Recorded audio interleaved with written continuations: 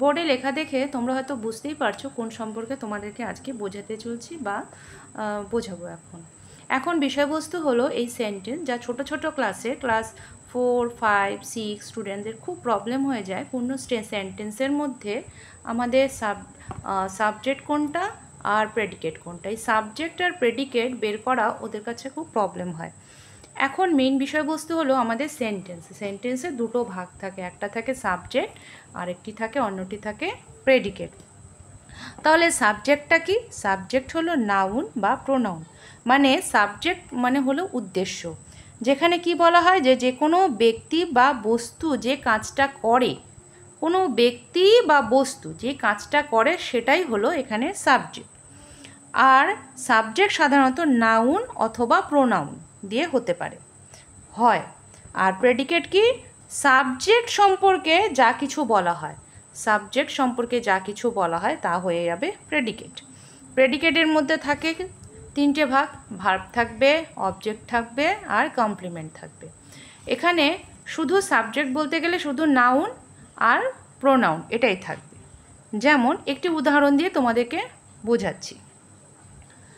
যেমন একটি লেখা আমরা লিখলাম এখানে, রাহুল reads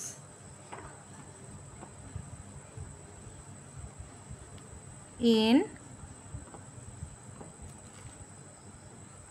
class 6। কি বলছে? রাহুল ক্লাস 6-এ পড়ে। এখন এখানে তোমাদেরকে বলে দেওয়া হলো কোনটা সাবজেক্ট আর কোনটা প্রেডিকেট। তাহলে আমরা কি লিখতে পারি এখানে? এখানে এবার বলো, এখানে রাহুল সম্পর্কে কি বলা হয়েছে? রাহুল সম্পর্কে কি বলা হয়েছে? বলা হয়েছে রিডস ইন ক্লাস 6। রাহুল কোন ক্লাসে পড়ছে? রাহুল ক্লাস 6-এ পড়ছে। এটা কিন্তু রাহুল সম্পর্কে বলা হয়েছে। কে পড়ছে? রাহুল পড়ছে। তাহলে এখানে যে নাম আছে সেটা হলো এটা নাউন, এটা হলো এখানে নাউন। তাহলে এখানে রাহুল হয়ে যাবে তোমাদের সাবজেক্ট, আর রিডস ইন ক্লাস 6 এই অংশটি পড়ে যাবে তোমাদের প্রেডিকেট। ধারণাটা ক্লিয়ার হলো? এই সাবজেক্ট আর প্রেডিকেট সবাই পারে, বলবো না যে কেউ পারে না, অনেকের কাছে এখনও অনেক প্রবলেম হয় সাবজেক্ট আর প্রেডিকেটটা বুঝতে। তাহলে এখানে কি হলো? Rahul reads in class 6। এখানে কে পড়ছে? এখানে রাহুল সম্পর্কে বলা হয়েছে, সুতরাং রাহুল হলো এখানে সাবজেক্ট। আবার রাহুল সম্পর্কে কি বলা হয়েছে এখানে? সে ক্লাস 6-এ পড়ে। তাহলে এটা হয়ে গেল রিডস ইন ক্লাস 6, এটা হয়ে গেল প্রেডিকেট। তেমনি এখানে আরেকটি তোমাদেরকে দিচ্ছি সেন্টেন্স দিলাম, দে প্লেড চেস। কি? তারা চেস খেলে, তাই তো? এখানে সাবজেক্ট কি? কার সম্পর্কে বলা হয়েছে? দে মানে তারা। তোমাদেরকে বলেছি সাবজেক্ট এখানে দু রকমের হতে পারে, নাউন হতে পারে, প্রোনাউন হতে পারে। তো প্রথমটা ছিল আমাদের নাউন, এরপরে আমরা নাউনে বদলে আমরা এখানে দিয়ে দিলাম প্রোনাউন। তাহলে এখানে সাবজেক্ট হয়ে যাবে আমাদের দে। আর দেশ সম্পর্কে কি বলছে? যে তারা কি খেলছে? তারা চেস খেলছে। তাহলে এই পোর্শনটা হয়ে যাবে তোমাদের প্রেডিকেট। তাহলে তোমাদের বিষয়বস্তু ক্লিয়ার হয়ে গেল, আমাদের সাবজেক্ট আর প্রেডিকেট। সাবজেক্টের মধ্যে নাউন আর প্রোনাউন থাকবে, প্রেডিকেটের মধ্যে থাকবে ভার্ব, অবজেক্ট, কমপ্লিমেন্ট। এখানে তোমরা দেখতেই পাচ্ছ ভার্ব প্লেড চেস হচ্ছে অবজেক্ট। তাহলে আমরা আমাদের এই সাবজেক্ট আর প্রেডিকেটের বিষয়বস্তুটা অনেকটা ক্লিয়ার করতে পারলাম। তাহলে প্রথম থেকে আবার পুরোটা রিভিশন দিচ্ছি।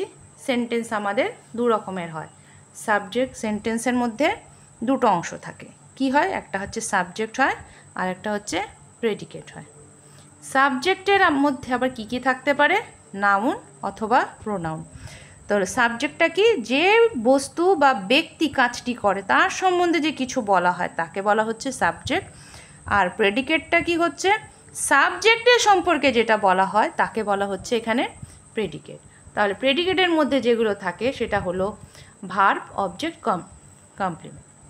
তাহলে আমাদের পুরো বিষয়টা ক্লিয়ার হয়ে গেল, সাবজেক্ট কোনটা, প্রেডিকেট কোনটা। আমাদের নাউন বা প্রোনাউন দিয়ে শুরু হয়ে গেল কোনো আমরা বাক্য যখন লিখবো। সে আজকে আমরা দেখালাম যে তোমাকে রাহুল রিডিস ইন ক্লাস 6। এখন রাহুল সম্পর্কে বলছি, রাহুল হচ্ছে এখানে নাউন। যদি আমরা রাহুলের মধ্যে বদলে আমরা লিখতাম এখানে, রাহুল না লিখে দিলাম এখানে আমরা হি, তাহলে এটা হয়ে গেল প্রোনাউন। তাহলে হি রিডস ইন ক্লাস 6, তাহলে এখানে আমাদের সাবজেক্ট হয়ে যেত হি, কিন্তু আমরা রাহুল লিখেছি এখানে, এটা হলো নাউন। সেখানে নাউন হোক বা প্রোনাউন সেটা হয়ে যাবে এখানে সাবজেক্ট। পরেরটির মধ্যে দেখো দে প্লেড চেস, তাহলে এখানে কার সম্পর্কে বলা হচ্ছে, দে সম্পর্কে, মানে তারা কি খেলছে, প্লেড চেস, তারা চেস খেলছে। তাহলে সেই দে সম্পর্কে যেটা হচ্ছে সেই দে হয়ে গেল প্রোনাউন, হয়ে গেল আমাদের সাবজেক্ট, আর প্লেড চেস হয়ে গেল এখানে প্রেডিকেট। বিষয়বস্তু আশা করি আমরা ক্লিয়ার করতে পারলাম। আবার আসছি আরেকটি কোনো তোমাদেরকে সেন্টেন্স আরও দেখাচ্ছি। এই সাবজেক্ট আর প্রেডিকেটের মধ্যে আরেক রকমের বাক্য থাকে যেখানে কোনো কিছুই বলা হয় না। যেমন ধরো তোমাদেরকে বলছি সলভ দ্য সাম নাও, তোমাকে এখানে বলা হয়েছে সলভ দ্য সাম নাও, মানে অঙ্কটি এখনই সমাধান করো। এখানে কিন্তু কিছুই বলছে না কোনটা, মানে কোনো সাবজেক্ট নেই, কোনো কিছু নেই, নাউন প্রোনাউন কোনো কিছু এখানে ইনফরমেশন দেওয়া হয়নি। কিন্তু আমাদেরকে প্রশ্নটা তুলতে হবে সলভ দ্য সাম নাও, মানে কে করবে তাহলে কাজটা, তুমি, তোমার সম্পর্কে বলেছে। যদি এই টাইপের থাকে তাহলে আমরা ধরে নেব তুমি। তাহলে এখানে কি হবে, এখানে সাইলেন্ট আছে মানে উজ্জ্ব আছে, কিছু বলা হয়নি। তাহলে এখানে আমরা এখানে সাবজেক্ট লিখব। সেক্ষেত্রে তোমাদেরকে এখানে লিখে দেখাতে হবে সাবজেক্ট হবে ইউ, সাথে ব্র্যাকেটে তোমরা দিয়ে দিতে পারো এটা সাইলেন্ট, বা এখানে যেহেতু বলে দেওয়া নেই কে পড়ছে তা আমরা লিখবো এখানে ইউ।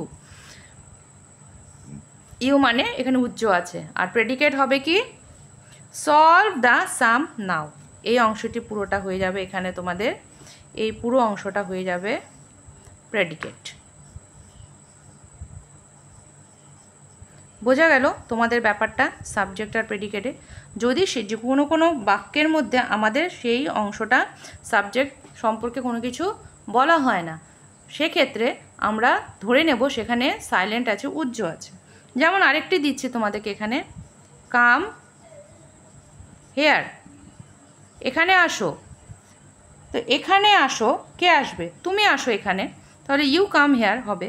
তাহলে এখানে ইউটা এখানে উজ্জ্ব আছে, বলা হয়নি, সেজন্য এখানে সাবজেক্ট হবে ইউ। তোমরা যখন এরকম টাইপের বাক্য করবে কিন্তু সামনে ইউ লেখার পরে তোমরা লিখে দেবে এখানে সাইলেন্ট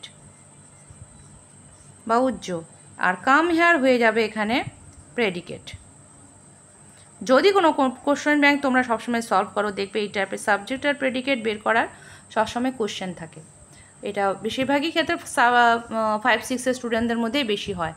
তাহলে এ হয়ে গেল আমাদের কাম হেয়ার। যদি এই টাইপের বাক্য হয় যেখানে সাবজেক্ট তোমাদের দেওয়া নেই, উজ্জ্ব আছে, সেক্ষেত্রে তোমাদেরকে ধরে নিতে হবে সাবজেক্ট দেওয়া আছে সেটা হলো উজ্জ্ব মানে ইউ। তাহলে এখানে সাবজেক্ট হয়ে গেল তোমাদের ইউ, আর প্রেডিকেট হয়ে যাবে কাম হেয়ার। হয়ে গেল, বোঝানো গেল ব্যাপারটা সম্পর্কে সাবজেক্ট আর প্রেডিকেট।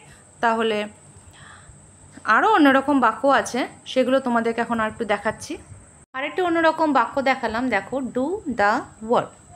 এখানেও দেখো ঠিক একই রকম, ডু দ্য ওয়ার্ক, এখানে কাজটি করো। তাহলে এখানে কে করবে কাজটা, তুমি। এখানে তাহলে সাবজেক্ট আসবে তোমাদের একই রকম ইউ, আর আমরা ব্র্যাকেটে লিখবো এটা সাইলেন্ট আর উজ্জ্ব আছে।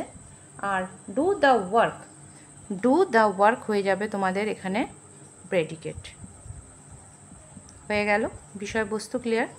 তাহলে আশা করি তোমরা বুঝতে পারছো যে সেন্টেন্সের ক্ষেত্রে সাবজেক্ট আর প্রেডিকেট আমরা কিভাবে চুজ করব, কোনটা কি হবে। আর এরপরের আজকে এ পর্যন্তই থাকলো, পরে আবার ভিডিও নিয়ে নতুন গ্রামারে কোনো প্রশ্ন নিয়ে তোমাদের সামনে আবার হাজির হব। রাখছি এ পর্যন্তই।